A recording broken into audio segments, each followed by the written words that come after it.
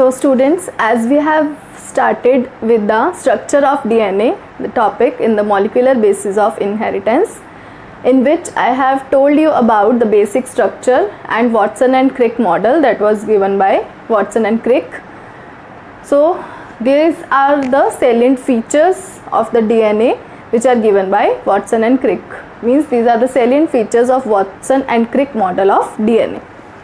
So first point is, means if the question comes in exam, so you have to draw the diagram along with these points that you have to write, and it is very important topic, very important for board exams also. So when the Watson and Crick model or structure of DNA comes in your exams, then you have to write these points along with the structure. Okay. So first point is, it is the largest biomolecule in a cell. So if we talk about the biomolecules, all the biomolecules in a cell, it is the largest one. It is overall negatively charged. अगर हम overall charge देखें DNA के ऊपर, that is a negatively charged biomolecule. It is made up of two polynucleotide chains that we have already discussed. So the two polynucleotide chains are there. Here you can see this diagram I have already explained you in detail. So here I have drawn to just make you clear. So these are the two polynucleotide chains which are present in the DNA. These polynucleotide chains are anti-parallel to each other. What does it mean? It is very important point. Anti-parallel means they run parallel to each other, but in opposite polarity. Like 5-1, if the one chain is running in 5- to 3- direction, then the other chain will be run in 3- to 5- direction. What does it means? For that I have shown you this detailed structure of the DNA. So here this is one polynucleotide chain and this is second polynucleotide chain. Okay. So you know that the backbone of the polynucleotide chain is made up of sugar. This structure I have shown you is the sugar, and this is the phosphate.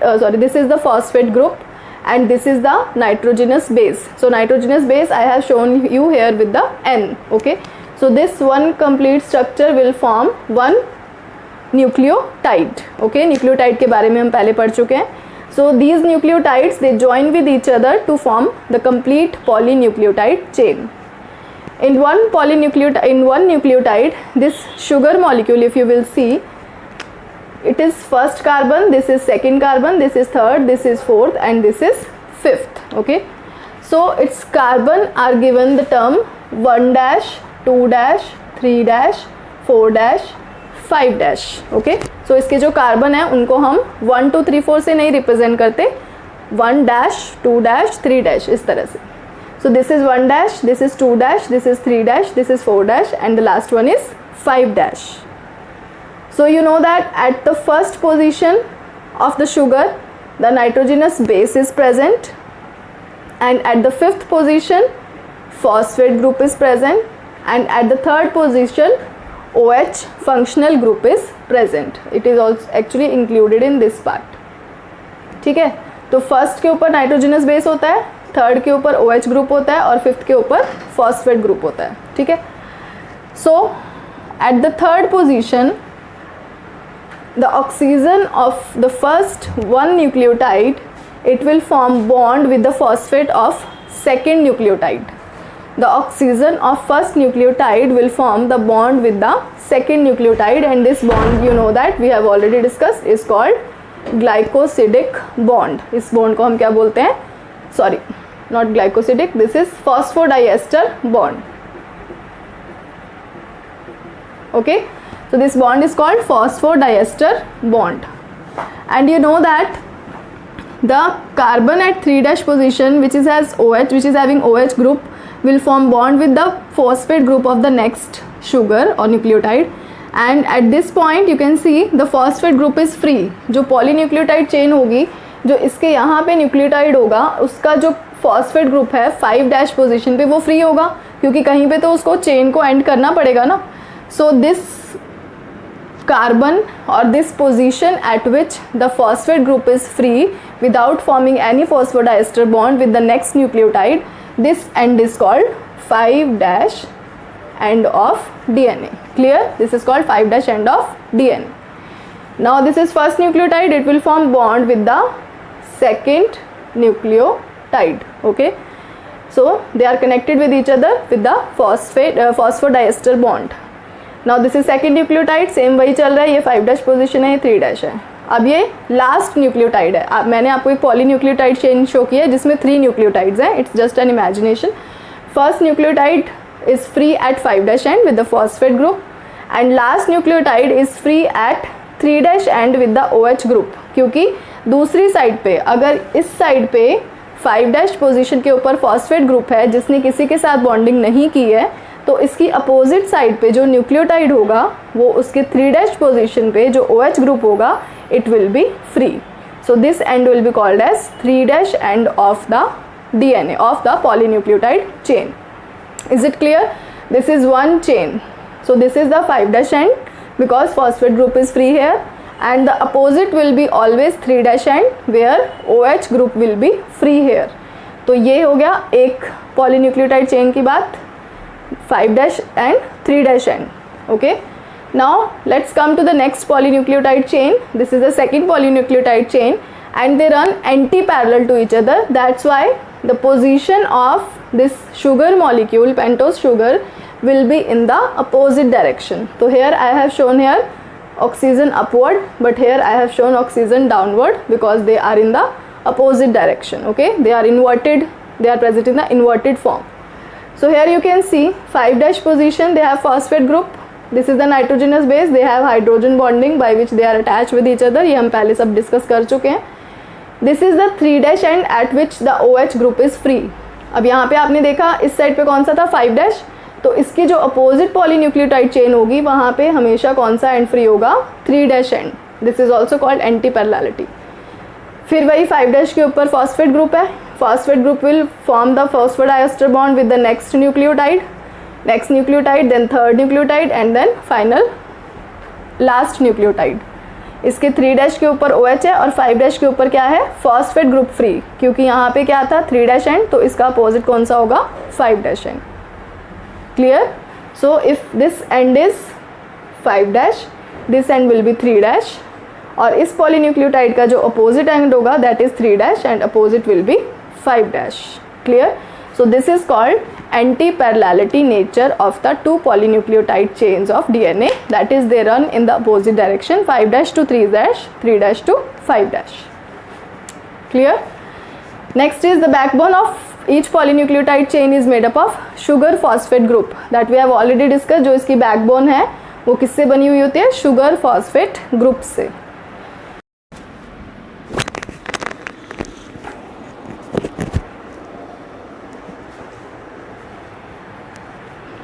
So next point is the backbone of each polynucleotide chain is made up of sugar phosphate groups. As you already know that this is the backbone of the polynucleotide chain or the DNA and they are made up of sugar phosphate groups. तो इसके अंदर इस तरह से sugar phosphate भी आप show कर सकते हो. Okay.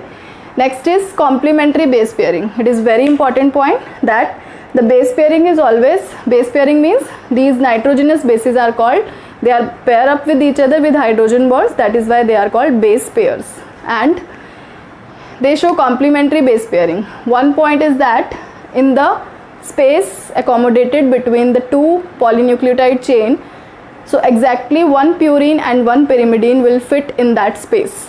Okay, so and the pairing of purine with the pyrimidine is also complementary, it is also fixed, that is adenine will pair up with thiamine, cytosine with guanosine. Okay, so or opposite, T with A, G with C. A is the purine, T is the pyrimidine. Okay, C is the purine, G is the pyrimidine. Okay, so sorry, G is the purine and C is the pyrimidine. So by this you can find out हमेशा जो pairing होती है वो एक purine और एक pyrimidine की होती है, वो भी fixed होती है, A with T, C with G. Why is that so? And the bond between these two is the hydrogen bond. Between A and T is the double hydrogen bond and between C and G is the triple hydrogen bond. Next is the helical double chain coiled over each other, means these are the two chains, polynucleotide chains, and they are coiled over each other in the helical form. A 3D structure is there. Actually DNA is a 3D structure in a cell. Next is one complete helix or one complete turn of helix. Actually one complete helical turn is equals to 34 angstrom. So 1 complete turn, its length is 34 angstrom, and in 1 complete turn total 10 base pairs will be there. एक complete turn में 10 base pair होते हैं और एक base pair के बीच में कितना distance हो जाएगा, 34 angstrom divided by 10 is equals to 3.4 angstrom. कुछ बुक्स में इसमें नैनोमीटर में वैल्यू दी हुई है, तो you can calculate because nanometre is 10⁻9 -9 metre and angstrom is 10⁻−10 meters. Okay, so you can calculate in nanometer also. And in 1 complete turn total 10 base pair, that number is fixed, and the diameter is 20 angstrom, means the width of the DNA helix is 20 angstrom. So this is all about Watson and Crick model, their salient features and the structure. And the next one is the packing of DNA. You know that DNA is very big in length, it is very long biomolecule, so it has to be accommodate itself in a very small sized cell, which is a microscopic structure. So to accommodate itself in a small cell, it has to package itself, it has to coiled over each other, and it's for coiling it requires some surface which is in the form of protein. So let's see the packing of DNA.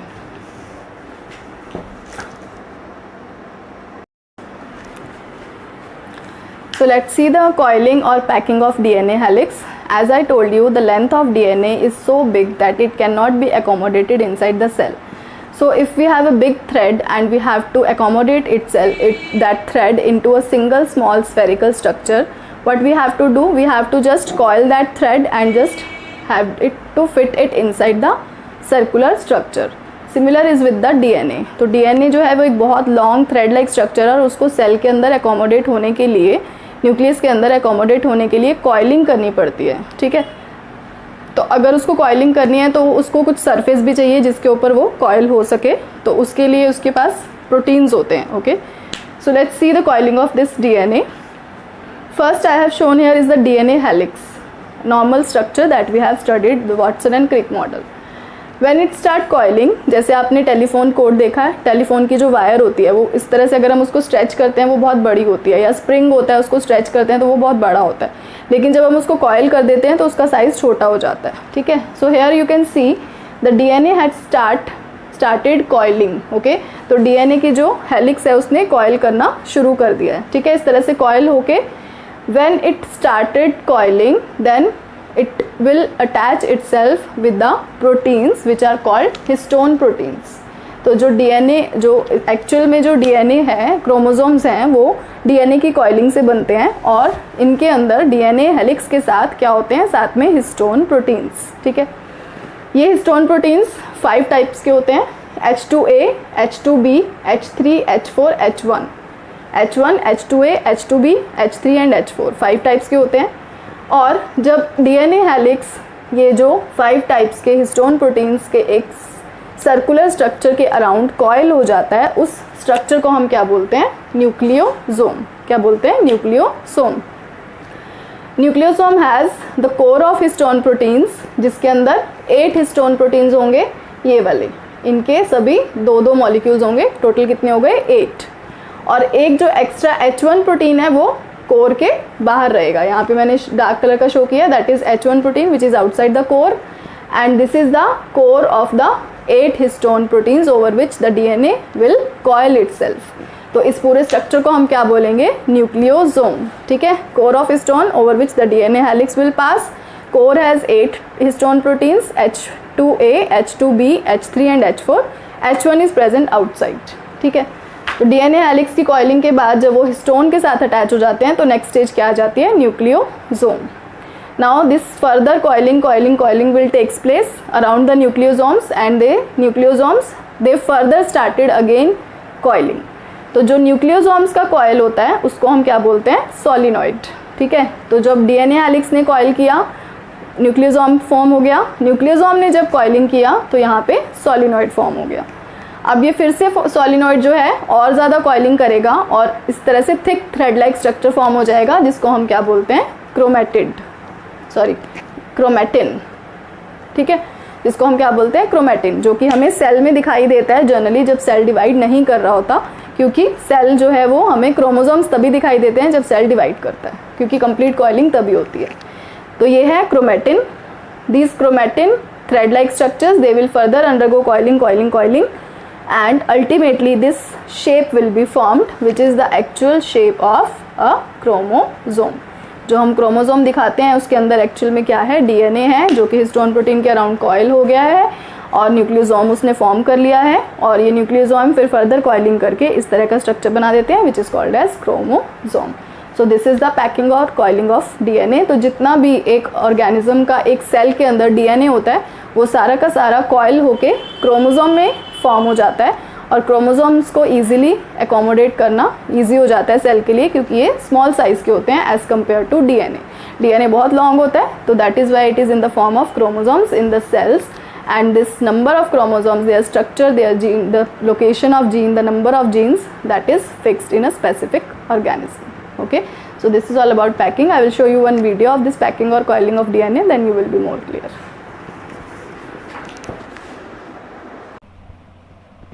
Let me tell you an interesting fact. If all the DNA from a single cell is pulled out and stretched, then it would touch approximately 2 meters in length.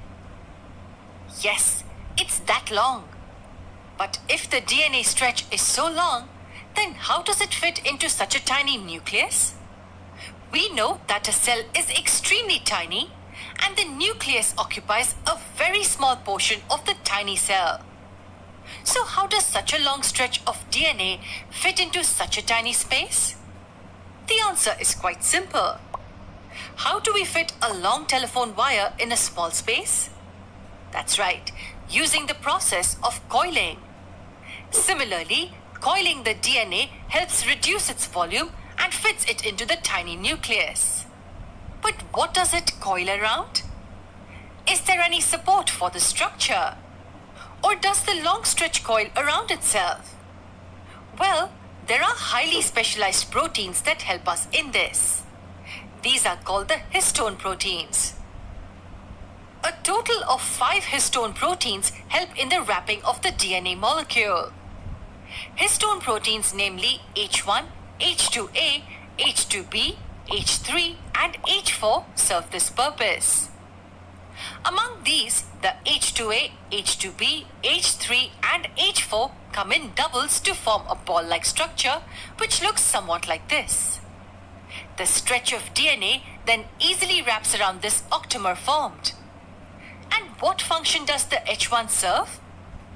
Basically, the H1 protein helps in attaching the DNA to the octamer and keeping it intact on place. In other words, it helps to hold the complete structure.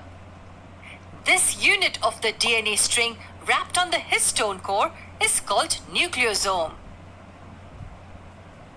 Does this structure resemble something? It does. It looks like a bead having a string wound around it.